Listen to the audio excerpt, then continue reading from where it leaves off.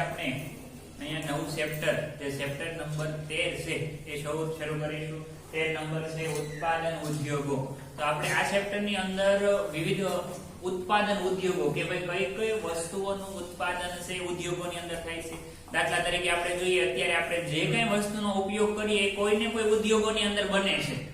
દાખલા તરીકે કાપડ છે તો કાપડ છે એ પણ કાપડ ઉદ્યોગ હોય છે. તો કોઈ પણ વસ્તુના ઉત્પાદન માટેના ઉદ્યોગો કઈ રીતના હોય છે, એના માટે કાચો માલ ક્યાંથી પૂરો પડી રહે છે એ માટેની આપણે વિસ્તૃત માહિતી છે આ ચેપ્ટરની અંદર અભ્યાસ કરીશું. તો મનુષ્ય દ્વારા પોતાની બૌદ્ધિક, સાંસ્કૃતિક અને આર્થિક ક્ષમતા પ્રમાણે કુદરતી સંસાધનોના રૂપને બદલાવીને ઉપયોગમાં લાવી શકાય એવી પ્રક્રિયાને ઉદ્યોગો કહેવામાં આવે છે. જો અહીંયા પહેલા સૌથી પહેલા ઉદ્યોગની વ્યાખ્યા આપી કે ભાઈ ઉદ્યોગ કોને કહેવાય, તો કે મનુષ્ય દ્વારા પોતાની બૌદ્ધિક, સાંસ્કૃતિક અને આર્થિક ક્ષમતા પ્રમાણે બુદ્ધિ શક્તિ, આવડત અને કલા કૌશલ્ય દ્વારા કુદરતી સંસાધનોના રૂપને, કુદરતી કોઈ પણ કુદરતી સંસાધન છે એના રૂપને બદલાવી અને ઉપયોગમાં લાવી શકાય એવી પ્રક્રિયાને ઉદ્યોગ કહેવાય. દાખલા તરીકે કપાસ છે એ કુદરતી સંસાધન છે. કપાસ આપણે કોઈ બનાવી નથી શકતા પણ કુદરતી રીતે ખેતરની અંદર થાય છે. તો એ કપાસમાંથી કાપડ બનાવવાની કામગીરી એ શું થયું, માણસની બુદ્ધિ શક્તિ, આવડત અને કલા કૌશલ્ય દ્વારા આ કુદરતી સંસાધનના રૂપને બદલાવી અને ઉપયોગમાં લાવી શકાય એવી પ્રક્રિયાને ઉદ્યોગ કહેવાય. કે એ કપાસમાંથી કાપડ બનાવે અને એ કાપડ પછી આપણે ઉપયોગ કરીએ છીએ. તો આ પ્રકારની પ્રક્રિયા જે છે એને ઉદ્યોગ કહેવામાં આવે છે. ભારતમાં ઉદ્યોગોની પરંપરા સિંધુ ખીણની સભ્યતાથી જ ચાલી આવે છે. એ સમયમાં પણ જોઈએ તો ભારતમાં સુતરાઉ કાપડ, માટીના વાસણો, કાંસાની વસ્તુઓ તથા મણકા બનાવવામાં આવતા. ભારત દેશની અંદર જોઈએ તો ઉદ્યોગોની પરંપરા ક્યારથી ચાલી આવી છે કે ભાઈ ઉદ્યોગો છે ક્યારથી શરૂ થયેલા છે, તો કે સિંધુ ખીણની સંસ્કૃતિથી, પ્રાચીન સમયની સંસ્કૃતિ. એટલે સિંધુ ખીણની સંસ્કૃતિથી જ ઉદ્યોગોની પરંપરા જે ચાલી આવી છે. ઉદ્યોગો એ સમયમાં પણ હતા. એ સમયમાં કેવા કેવા ઉદ્યોગો હતા, તો કે એ સમયમાં ભારતની અંદર જોઈએ તો સુતરાઉ કાપડ, માટીના વાસણો અને કાંસાની વસ્તુઓ. કાંસુ છે એ ધાતુ છે. કાંસુ છે એ ધાતુ છે. દાખલા તરીકે આ તાસણી આપણે કહીએ, અત્યારે તેનો ઉપયોગ વાસણમાં નથી થતો, વાટકાની જગ્યાએ આવી ગયા છે. નકર તાસણી છે એ કાંસાની હોય છે. કાંસી એ ધાતુ છે. તો એ કાંસાની વસ્તુઓ તથા મણકા બનાવવામાં આવતા. મણકા એટલે વજનિયા, 10 કિલો, 5 કિલો, 20 કિલો એવા વજનિયા બનાવવા માટેના પણ ઉદ્યોગો છે એ પ્રાચીન સમયમાં સિંધુ ખીણની સભ્યતા કે સંસ્કૃતિમાં એ ચાલી આવે છે. એ સમયમાં જોઈએ મણકા બનાવ્યા પછી 18મી સદી સુધી ભારત વહાણો બનાવવાના ઉદ્યોગમાં આગળ હતો. 18મી સદી સુધી જોઈએ તો ભારત દેશ વહાણો બનાવવા, કારણ કે વહાણો શું કામ બનાવતો, એ પ્રાચીન સમયમાં આપણે જોઈએ ને તો આપણો ભારત દેશ વેપારી કરતો દેશ હતો.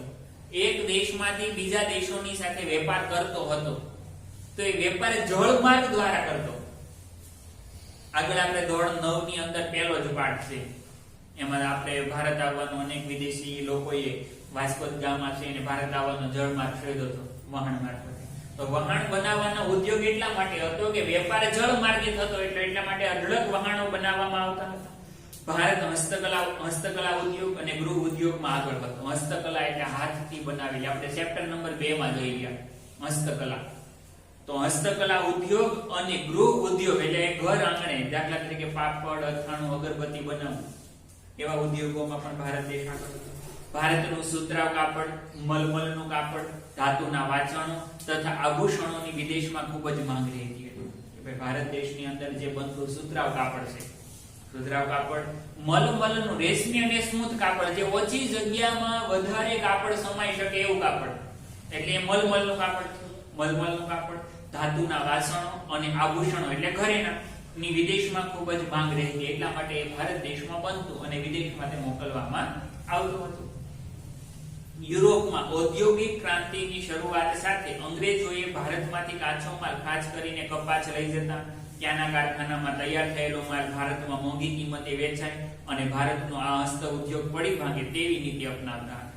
કે ભાઈ યુરોપની અંદર ઔદ્યોગિક ક્રાંતિની શરૂઆત થઈ.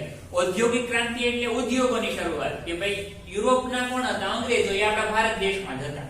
એ પહેલાના સમયમાં આપણે જોઈએ તો અંગ્રેજોનું શાસન હતું. કે અંગ્રેજો શું કરતા હતા તો કે આપણા ભારત દેશમાંથી કાચો માલ છે પોતાના દેશ યુરોપમાં મોકલતા. દાખલા તરીકે કપાસ, ભારતમાં જે કપાસનું ઉત્પાદન થાય ને એ યુરોપમાં મોકલી દેતા.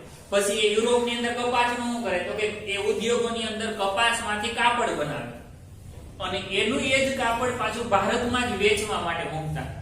ભારતમાં જ એનું એ કાપડ વેચતા હતા અને એના કારણે આપણા ભારતના જે ગૃહ ઉદ્યોગો હતા, હસ્ત ઉદ્યોગો હતા, એ પડી ભાંગે એવી નીતિ એ અંગ્રેજોની હતી, યુરોપવાસીઓની હતી. આનાથી ભારતના કાપડ ઉદ્યોગને મોટું નુકસાન થયું તથા ભારતના કચબીઓ અને કારીગરો બેકાર બન્યા. કે આનાથી જોઈએ તો ભારતના કાપડ ઉદ્યોગને ખૂબ જ મોટું નુકસાન થયું હતું તથા ભારતના કચબીઓ અને કારીગરો, કચબી એટલે કચબ કામ કરનારા, જે કાપડમાં કોઈ પણ વસ્તુ દાખલા તરીકે ભરત ગૂંથણ કરવું, કાપડ બનાવવું, તો એવા અનેક કારીગરો છે એ પણ બેકાર બન્યા હતા. તો આ વાત સામાન્ય ઉદ્યોગોની થઈ, ઉદ્યોગોની સામાન્ય માહિતી થઈ. એ પછી આપણે અહીંયા જોવાનું છે ઉદ્યોગોનું મહત્વ. આવો પ્રશ્ન પણ પૂછાઈ શકે કે ભાઈ ઉદ્યોગોનું મહત્વ જણાવો. તો આ પણ મહત્વનું છે, યાદ રાખવાનું છે દરેકે.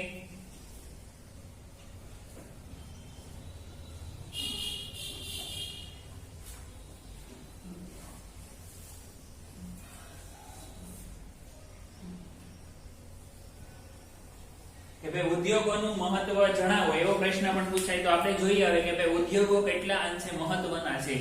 તો આજના યુગમાં રાષ્ટ્રોનું અસ્તિત્વ ઉદ્યોગોના વિકાસ પર જ છે.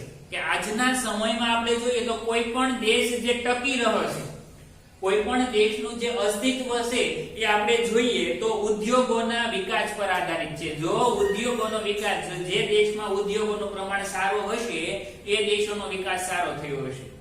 જેમ કે આર્થિક વિકાસ તો ઔદ્યોગિક વિકાસ વિના અસંભવ જ હોય છે. કે ભાઈ આર્થિક વિકાસ છે એ ઔદ્યોગિક વિકાસ વિના અસંભવ.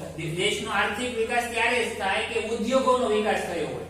જો ઉદ્યોગોનો સારા પ્રમાણમાં વિકાસ થયો હોય તો જ દેશનો આર્થિક વિકાસ થયો ગણાય છે.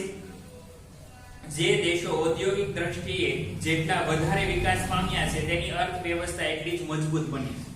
કે ભાઈ જે દેશો ઔદ્યોગિક દ્રષ્ટિએ જેટલા વધારે વિકાસ પામ્યા, એટલે કે જે દેશો ઉદ્યોગોની બાબતમાં આગળ વધી ગયા છે, ઉદ્યોગોનો વિકાસ જે દેશોમાં વધારે થયો છે એવા દેશોની અર્થવ્યવસ્થા છે મજબૂત બની. અર્થવ્યવસ્થા કહેતા અર્થતંત્ર, કે એ દેશોનું અર્થતંત્ર છે વધારે મજબૂત બન્યું છે.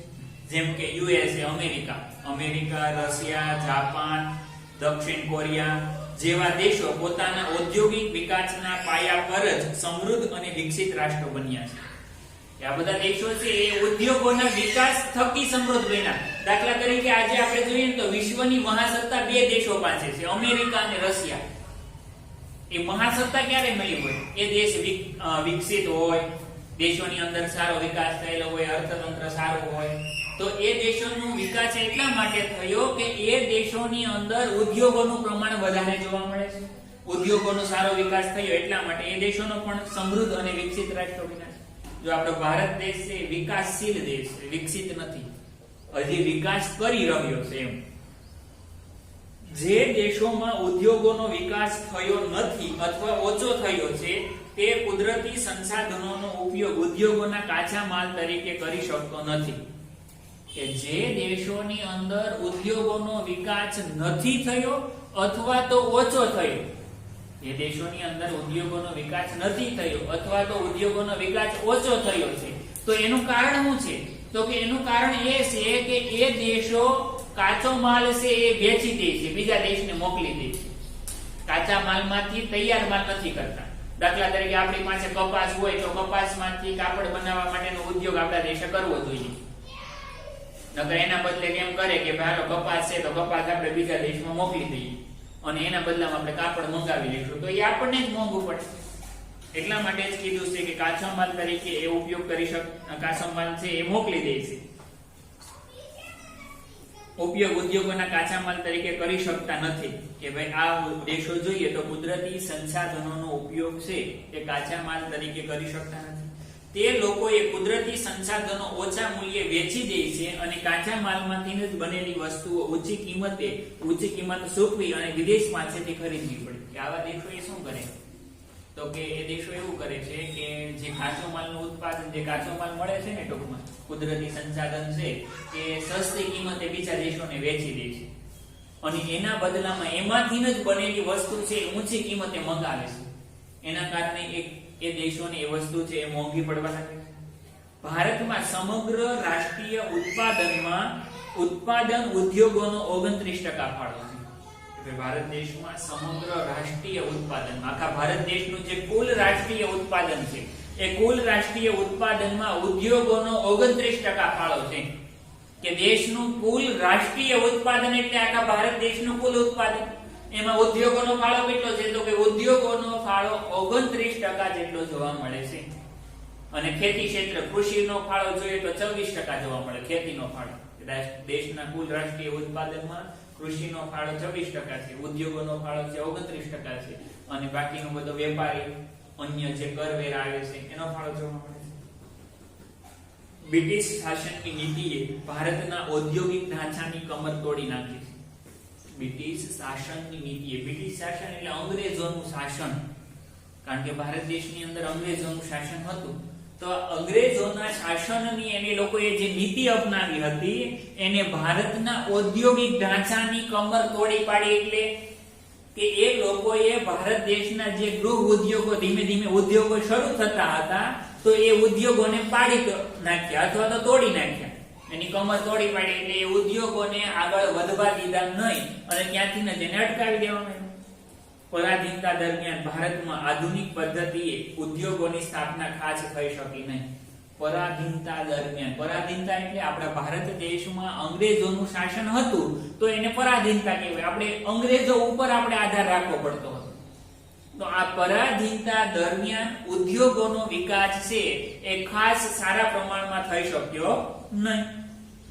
1853 માં ચારકોલ આધારિત પ્રથમ લોહ ગાળણ ઔદ્યોગિક એકમ સ્થાપવામાં આવ્યું. તો આ યાદ રાખવાનું છે કે 1853 માં પ્રથમ લોહ ગાળણ ઔદ્યોગિક એકમ, ચારકોલ આધારિત એટલે કોલસા આધારિત.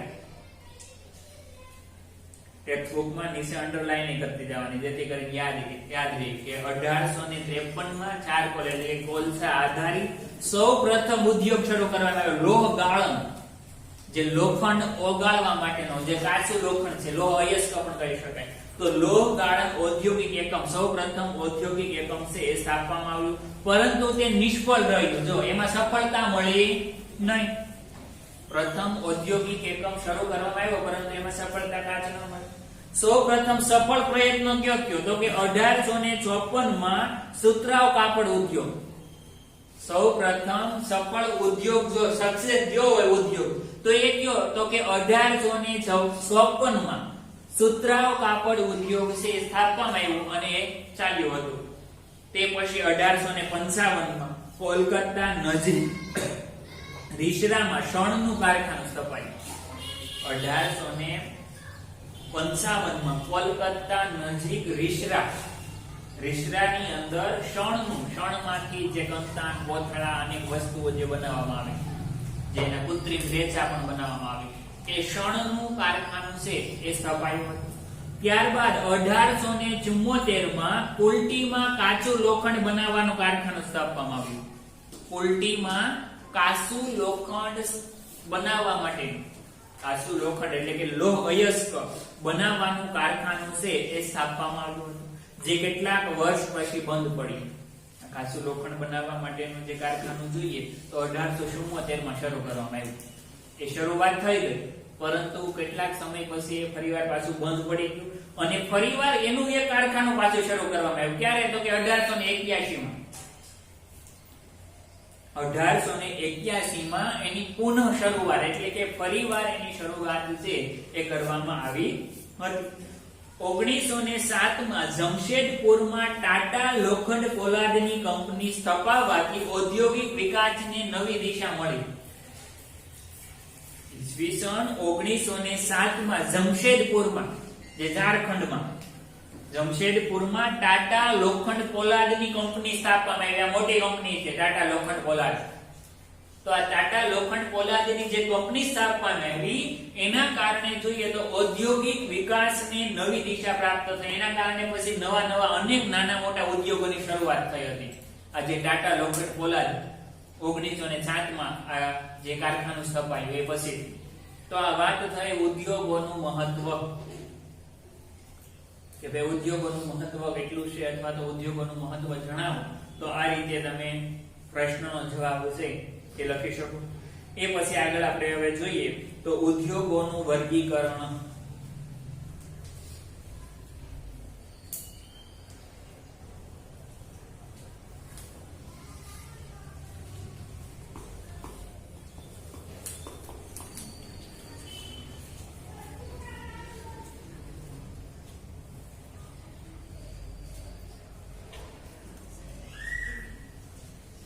તો ઉદ્યોગોનું વર્ગીકરણ. તો વર્ગીકરણ એટલે ઉદ્યોગોની અંદર અલગ અલગ અનેક રીતે ઉદ્યોગો છે, કોઈ એક ક્ષેત્રના નથી, અલગ અલગ એનું વિભાજન કરવામાં આવેલું છે. તો ઉદ્યોગોનું વિભાજન કઈ રીતે આપણે જોઈએ. ઉદ્યોગોને માનવ શ્રમ, માલિકીના ધોરણે તથા કાચા માલના સ્ત્રોતના આધારે કેટલાક જૂથોમાં વહેંચવામાં આવે છે. જો કીધું કે ભાઈ ઉદ્યોગોને અલગ અલગ, જેમ કે માનવ શ્રમ, લોકોની મહેનત, કામ, માનવ શ્રમના આધારે, માલિકીના ધોરણે કે ભાઈ આ ઉદ્યોગની માલિકી કોની છે એ માલિકીના ધોરણે, તથા કાચા માલના સ્ત્રોતના આધારે, જે કાચો માલ ક્યાંથી મળી આવશે, કઈ રીતે મળી આવશે, એના આધારે ઉદ્યોગોને કેટલાક જૂથોમાં વિભાજિત કરવામાં આવેલા છે. તો આપણે જોઈએ શ્રમિકોના આધારે. શ્રમિકો એટલે કામદારો, કે ભાઈ શ્રમિકોના આધારે ઉદ્યોગોને કેટલા ભાગમાં વિભાજિત કરવામાં આવે છે. તો શ્રમિકોના આધારે ઉદ્યોગોને નાના પાયા પરના અને મોટા પાયા પરના એમ બે ભાગમાં વહેંચી શકાય. શ્રમિકોના આધારે ઉદ્યોગોને બે ભાગમાં વહેંચી શકાય, નાના પાયા પરના ઉદ્યોગો અને મોટા પાયા પરના ઉદ્યોગો. જે ઉદ્યોગોમાં વધારે રોજગારી મળે તેને મોટા પાયા પરના ઉદ્યોગ કહેવાય. દાખલા તરીકે સુતરાઉ કાપડ ઉદ્યોગ, કે ભાઈ જે ઉદ્યોગોની અંદર વધારે લોકોની, વધારે શ્રમિકોની જરૂર હોય, વધારે લોકોને રોજગારી મળી રહેતી હોય, એવા ઉદ્યોગોને મોટા પાયા પરના ઉદ્યોગો કહે છે. દાખલા તરીકે સુતરાઉ કાપડ ઉદ્યોગ એ મોટા પાયા પરનો ઉદ્યોગ ગણવામાં આવે છે. જે ઉદ્યોગો કોઈ વિશેષ વ્યક્તિના માલિકીપણા હેઠળના સંચાલનમાં હોય, આવા ઉદ્યોગોમાં શ્રમિકોની સંખ્યા ઓછી હોય, તેને નાના પાયાના ઉદ્યોગો કહેવાય. જો આપેલા મોટા પાયાના સુતરાઉ કાપડ ઉદ્યોગ એ મોટા પાયાનો ઉદ્યોગ કહેવાય. પછી નાના પાયાનો ઉદ્યોગ કયો કહેવાય? તો કે જે ઉદ્યોગ કોઈ વિશેષ વ્યક્તિના માલિકીપણા હેઠળના સંચાલનમાં હોય. કોઈ વિશેષ વ્યક્તિની માલિકી, દાખલા તરીકે કોઈ ઉદ્યોગ હાલે તો એ કોઈ વ્યક્તિગત માલિક ના હોય, એમાં ઓછા શ્રમિકોની, ઓછા કામદારોની જરૂર પડતી હોય છે, એવા ઉદ્યોગોને નાના પાયાના ઉદ્યોગો છે એ ગણવામાં આવે છે. દાખલા તરીકે ખાંડસરી ઉદ્યોગ. ખાંડસરી એટલે સાસણી, ખાંડસરી ઉદ્યોગ. દાખલા તરીકે શેરડીમાંથી જે અથવા સાસણી અથવા તો ખાંડ ગોળ વગેરે જે બનાવવામાં આવે છે, એની અંદર નાના પાયાનો ઉદ્યોગ છે, એમાં ઓછા લોકોની જરૂરિયાત પડતી હોય. આ ઉપરાંત જોઈએ તો ઉદ્યોગોને ખાનગી, જાહેર, સંયુક્ત તથા સહકારી જૂથોમાં પણ વર્ગીકૃત કરી શકાય. કે આ ઉપરાંત પણ જોઈએ તો ઉદ્યોગોને અલગ અલગ ખાનગી ક્ષેત્રના ઉદ્યોગો, જાહેર ક્ષેત્રના ઉદ્યોગો, સંયુક્ત ઉદ્યોગો અને સહકારી ઉદ્યોગો, આ રીતે પણ ઉદ્યોગોને વર્ગીકૃત છે એ કરવામાં આવે છે. આમ ઘણી રીતે ઉદ્યોગોને અલગ અલગ રીતે વર્ગીકૃત કરી શકાય છે. તેમજ કાચા માલના સ્ત્રોતના આધારે પણ ઉદ્યોગોને કૃષિ આધારિત ઉદ્યોગ અને ખનિજ આધારિત ઉદ્યોગ. આમાં કીધું કાચા માલના સ્ત્રોત, કે ભાઈ જે ઉદ્યોગોમાં કાચો માલ ક્યાંથી મળી રહે છે એના સ્ત્રોતના આધારે પણ ઉદ્યોગોને બે ભાગમાં વહેંચી શકાય. કૃષિ આધારિત ઉદ્યોગ અને ખનિજ આધારિત ઉદ્યોગ. આપણે બંને વિષય જોવાનું છે. જો શરૂઆતમાં પહેલા કૃષિ આધારિત ઉદ્યોગ આવશે, દાખલા તરીકે સુતરાઉ કાપડ એ કૃષિ આધારિત ઉદ્યોગ છે. શું કામ? કારણ કે એના માટે કાચો માલ છે, કપાસ છે. કપાસ ક્યાંથી મળી રહે છે? ખેતરમાંથી, કૃષિમાંથી. એટલા માટે એને કૃષિ આધારિત ઉદ્યોગ કહેવાય છે. તો આ રીતે ઉદ્યોગોનું વર્ગીકરણ, એવો પ્રશ્ન પણ પૂછાઈ શકે 2 માર્કની અંદર કે ભાઈ ઉદ્યોગોનું વર્ગીકરણ જણાવો. તો આ રીતે નાના પાયાના ઉદ્યોગો, મોટા પાયાના ઉદ્યોગો, જે ટૂંકમાં શ્રમિકોના આધારે નાના પાયા અને મોટા પાયાના ઉદ્યોગો. પછી અલગ અલગ રીતે જોઈએ તો ખાનગી ઉદ્યોગ, જાહેર, સંયુક્ત અને સહકારી ઉદ્યોગો. પછી કાચા માલના સ્ત્રોતના આધારે જોઈએ તો કૃષિ આધારિત ઉદ્યોગ અને ખનિજ આધારિત ઉદ્યોગ. બસ એટલું જ છે આમાં. આવી રીતે 3 મુદ્દા પડે આની અંદર. 3 મુદ્દા પાડી અને લખો એટલે ઉદ્યોગોનું વર્ગીકરણ તમારું પૂરું. પછી આગળ આપણે જોવાનું છે કૃષિ આધારિત ઉદ્યોગો. તો સૌથી પહેલા કૃષિ આધારિત ઉદ્યોગોની અંદર જોઈએ તો સુતરાઉ કાપડ ઉદ્યોગ. સુતરાઉ કાપડ બનાવવા માટે કપાસની જરૂર પડે. કાચો માલ એનો કપાસ છે અને એ કપાસ છે કૃષિ ખેતીમાંથી મળી રહે છે, એટલા માટે કૃષિ આધારિત ઉદ્યોગ છે. સુતરાઉ કાપડ, શણ, રેશમી કાપડ, ઊની કાપડ, ખાંડ, કાગળ વગેરે કૃષિ આધારિત પ્રવૃત્તિથી પ્રાપ્ત થતા કાચા માલ પર આધારિત ઉદ્યોગો છે. એની અંદર જોઈએ તો સુતરાઉ કાપડ. તો ભારતની ઔદ્યોગિક અર્થવ્યવસ્થામાં વસ્ત્ર ઉદ્યોગનું પ્રમુખ સ્થાન છે. ભારતની ઔદ્યોગિક અર્થવ્યવસ્થા, ભારતની જે ઉદ્યોગોની અર્થવ્યવસ્થા છે એની અંદર જોઈએ તો વસ્ત્ર ઉદ્યોગ એ પ્રમુખ સ્થાન, મુખ્ય સ્થાન ગણવામાં આવે. વસ્ત્ર ઉદ્યોગ એટલે કે કાપડ ઉદ્યોગ છે એ મુખ્ય ગણવામાં આવે છે.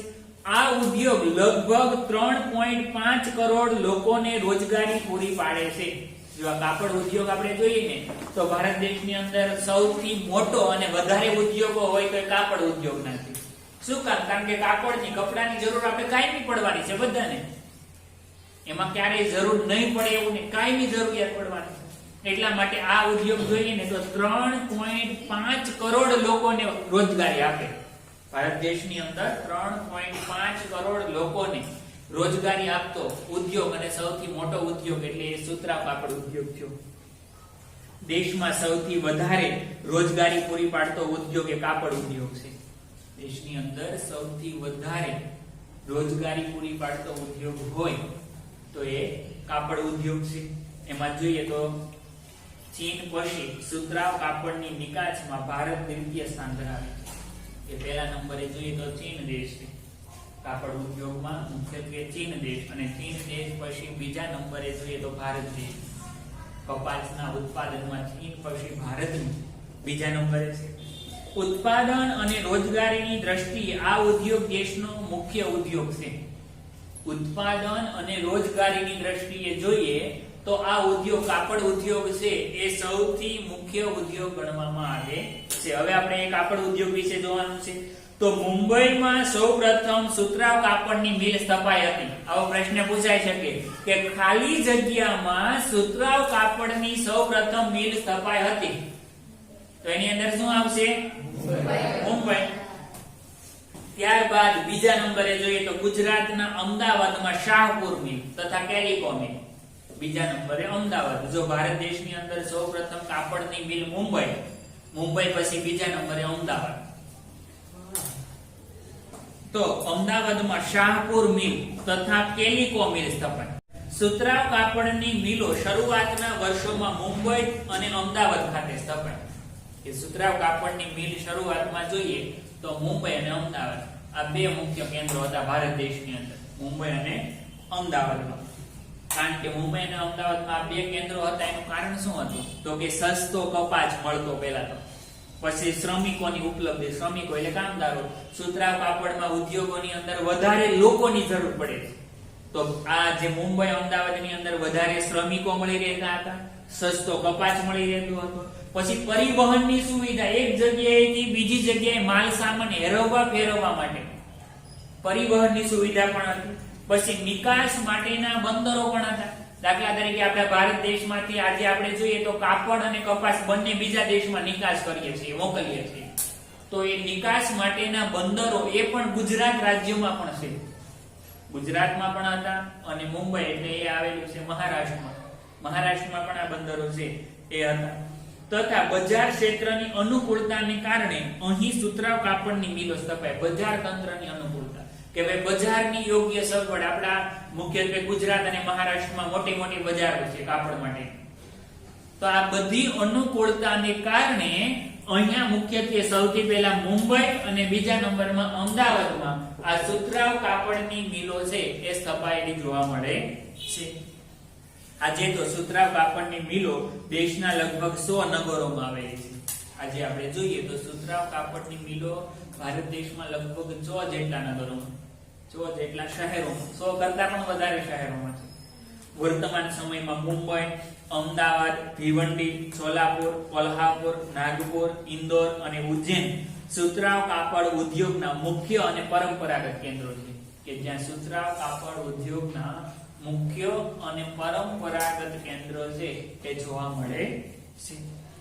મહારાષ્ટ્રના મુંબઈમાં વધુ સુતરાઉ કાપડની મિલો છે. જો મુંબઈ એ કાપડ ઉદ્યોગ માટેનું મુખ્ય કેન્દ્ર ગણવામાં આવે, સૌથી પહેલું અને મુખ્ય, કે મહારાષ્ટ્રના મુંબઈમાં સૌથી વધારે સુતરાઉ કાપડની મિલો છે એ આવેલી છે, જેથી તેને સુતરાઉ કાપડનું વિશ્વ મહાનગર કહેવાય.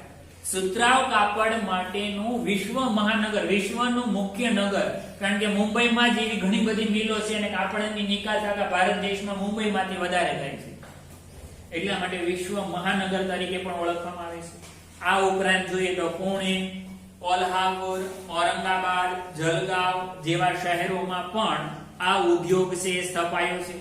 ગુજરાતમાં અમદાવાદને પૂર્વનું માન્ચેસ્ટર તથા ડેનિમ સિટી ઓફ ઇન્ડિયા પણ કહેવાય છે, કે ભાઈ ગુજરાત રાજ્યનું જે અમદાવાદ છે એને પૂર્વનું માન્ચેસ્ટર, કારણ કે કાપડ ઉદ્યોગ માટે અમદાવાદ બીજા નંબરે છે, પૂર્વનું માન્ચેસ્ટર તથા ડેનિમ સિટી ઓફ ઇન્ડિયા અથવા તો મેગા સિટી તરીકે પણ ઓળખવામાં આવે છે. એ મુખ્ય શહેર આપણા ગુજરાત રાજ્યનું સૌથી મુખ્ય અને મોટું શહેર હોય તો એ અમદાવાદ છે. આ ઉપરાંત વડોદરા, કલોલ, ભરૂચ, સુરત, પોરબંદર, ભાવનગર, રાજકોટ વગેરે શહેરોમાં પણ આ મિલોનો સમાવેશ થયેલો છે. તમિલનાડુમાં કોઇમ્બતુર મુખ્ય કેન્દ્ર છે. તમિલનાડુ રાજ્યની અંદર કોઇમ્બતુર એ મુખ્ય કેન્દ્ર છે. ચેન્નઈ અને મદુરાઈ વગેરે કેન્દ્રોનો સમાવેશ પણ થાય છે. ચેન્નઈ અને મદુરાઈ એ કેન્દ્રો પણ મુખ્ય છે. ઉત્તર પ્રદેશમાં કાનપુર, ઇટાવા, આગ્રા, લખનૌ વગેરે મુખ્ય કેન્દ્રો છે. મધ્ય પ્રદેશમાં ઇન્દોર, ગ્વાલિયર, ઉજ્જૈન અને દેવાસ આ ઉદ્યોગના મુખ્ય કેન્દ્રો છે. મધ્ય પ્રદેશમાં પણ જોઈએ તો ઇન્દોર, ગ્વાલિયર, ઉજ્જૈન અને દેવાસ. પછી પશ્ચિમ બંગાળમાં કોલકાતા, હાવડા, મુર્શિદાબાદ વગેરે મુખ્ય પ્રમુખ કેન્દ્રો છે. પછી રાજસ્થાન, પંજાબ, હરિયાણા વગેરે રાજ્યોમાં પણ સુતરાઉ કાપડનો ઉદ્યોગ છે વિકસ્યો છે. આ ઉદ્યોગોના વિકેન્દ્રીકરણમાં નોંધપાત્ર યોગદાન કરનારા પરિબળોમાં જોઈએ તો વ્યાપક બજાર ક્ષેત્ર, પરિવહન, બેંક તથા વિદ્યુતની સુવિધા. કે ભાઈ આ ઉદ્યોગનું વિકેન્દ્રીકરણ એટલે વિભાજન. આખા ભારત દેશમાં કાપડ ઉદ્યોગ છે, એનું કારણ શું? કે આખા ભારત દેશમાં બધી જગ્યાએ કાપડ ઉદ્યોગો છે, તો કે એનું કારણ મુખ્યત્વે જોઈએ તો વિશાળ વ્યાપક બજાર ક્ષેત્ર, કે દરેક રાજ્યની અંદર મોટી મોટી કાપડ ઉદ્યોગની બજારો છે. પછી પરિવહનની પૂરતા પ્રમાણમાં સુવિધા છે, તેમજ બેંક તથા વિદ્યુતની. બેંક એટલે બેંક, દાખલા તરીકે કોઈને ઉદ્યોગ શરૂ કરવો હોય તો બેંક એને ધિરાણ લોન આપે. પછી વિદ્યુત વીજળીની સુવિધા, એના કારણે ઉદ્યોગો છે સરળતાથી શરૂઆત કરી શકાય છે. આજે કાપડ ઉદ્યોગ ઉત્તમ પ્રકારના કપાસની અસર, જૂના યંત્રોનો વપરાશ, અનિયમિત વિદ્યુત પુરવઠો, કૃત્રિમ રેસાના કાપડની સ્પર્ધા તથા વૈશ્વિક બજારમાં તીવ્ર સ્પર્ધાની સમસ્યાનો સામનો કરી રહ્યો છે. કે આજે કાપડ ઉદ્યોગ જોઈએ તો અનેક સમસ્યા ભોગવી રહ્યો છે. કાપડ ઉદ્યોગને પણ ઘણી બધી સમસ્યા છે. કઈ કઈ સમસ્યાઓ? દાખલા તરીકે કીધું છે કે ઉત્તમ સારી ક્વોલિટીનો કપાસ નથી મળતો. ઉત્તમ પ્રકારના કપાસની અસર જોવા મળે છે. પછી જૂના યંત્રોનો વપરાશ, જે કાપડ ઉદ્યોગો ચલાવે છે તો એને પુરાણા ઉદ્યોગોનો ઉપયોગ કરવો પડે છે. જૂના ઉદ્યોગોનો વપરાશ, જૂના યંત્રોનો વપરાશ. પછી અનિયમિત વિદ્યુત પુરવઠો, કે ભાઈ વીજળી પૂરતા પ્રમાણમાં લાઈટ મળતી નથી. અનિયમિત જે વીજળીનો પુરવઠો. પછી કૃત્રિમ રેચાના કાપડની સ્પર્ધા, જે સુતરાઉ કાપડ અને કૃત્રિમ રેચાનું કાપડ પણ હોય છે, તો આ કૃત્રિમ રેચાના કાપડ સાથે એને સ્પર્ધા કરવી પડે છે. તથા વૈશ્વિક બજારમાં તીવ્ર સ્પર્ધાની સમસ્યાનો સામનો, કે આખા વૈશ્વિક બજારના, વિશ્વના બજારમાં તીવ્ર સખત સ્પર્ધા, કાપડ ઉદ્યોગમાં પણ સ્પર્ધા ચાલે છે કે વધારે સારી ગુણવત્તાનું સારું કાપડ અને સસ્તી કિંમતમાં મળે. એ બાબતમાં અનેક દેશો વચ્ચે, રાજ્યો વચ્ચે સ્પર્ધાઓ છે એ પણ સાચી જોવા મળે છે. પછી ભારત દેશ જોઈએ તો ભારત, રશિયા, યુનાઇટેડ કિંગડમ એટલે ઇંગ્લેન્ડ, યુએસએ એટલે America, Sudan, Nepal, Australia, France ઉપરાંત દક્ષિણ આફ્રિકા દેશોમાં સુતરાઉ કાપડની નિકાસ કરે છે. કે ભારત દેશ જોઈએ તો મુખ્યત્વે Russia, United Kingdom, USA, Sudan, Nepal, Australia, France ઉપરાંત દક્ષિણ આફ્રિકા દેશોમાં આ સુતરાઉ કાપડની નિકાસ એટલે કે આ ભારત દેશ આ બીજા અન્ય દેશોને પણ સુતરાઉ કાપડ છે એ પૂરું પાડે છે.